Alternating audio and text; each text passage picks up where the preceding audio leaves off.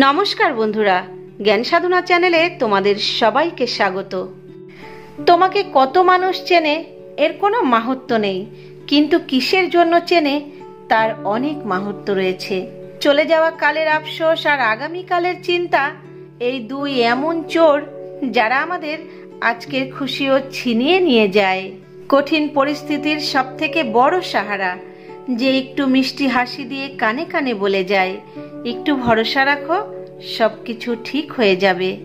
আমরা রাজা আর সে রাজ হয়, আমরা মস্তক আর সে মুকুট হয়, আমরা শব্দ আর সে পুরো ভাষা হয়।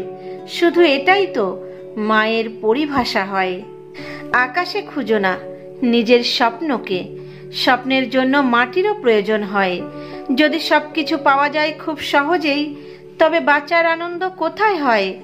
বাঁচার জন্য জীবনে একটু ভুল ত্রুটিরও প্রয়োজন হয়।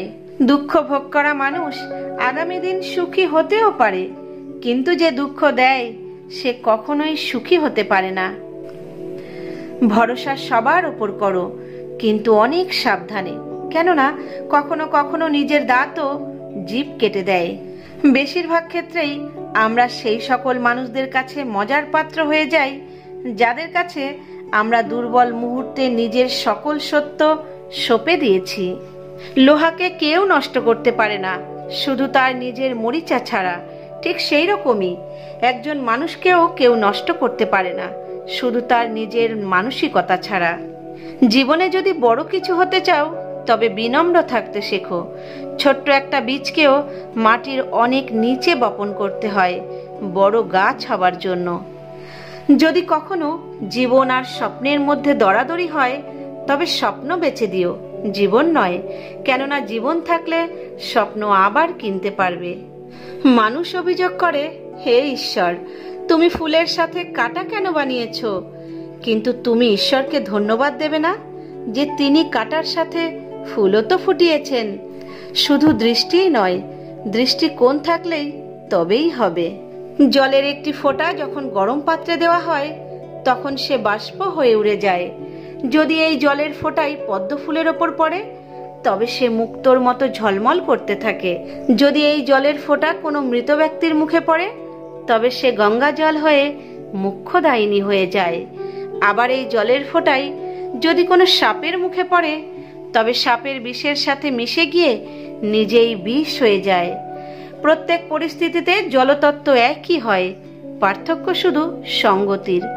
সঙ্গতি যখন জলের নিয়তি বদলাতে পারে, তবে মানুষের বদলাবে না কেন? এই জন্যই সর্বদা সৎসঙ্গের খোঁজ করো। কেননা যদি সাপের সঙ্গতি করো, তবে হয়তো সাপ দংশন করবে, নয়তো নিজেই বিষাক্ত সাপের ন্যায় হয়ে যাবে। সঙ্গতি আমাদের নিয়তি নির্ধারিত করে। আয়না যদি ভেঙে যায় আর বিক্ষিপ্ত হয়ে যায়, তবেই ভালো, কারণ ফাটল না বাঁচতে দেয় আর না মরতে দেয়।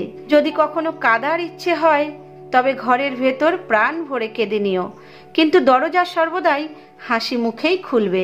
কেননা মানুষ যদি জানতে পারে যে তুমি ভেঙে পড়েছ, তবে তারা তোমাকে আরও ভাঙার চেষ্টা করবে। আবার আসবো বন্ধুরা পরবর্তী কোনো ভিডিও নিয়ে। ততক্ষণের জন্য নিজের খেয়াল রেখো আর সবার খেয়াল রেখো। সব সময় হাসি আর খুশিতে থেকো, কখনো নিজের জন্য, আবার কখনো নিজের মানুষদের জন্য।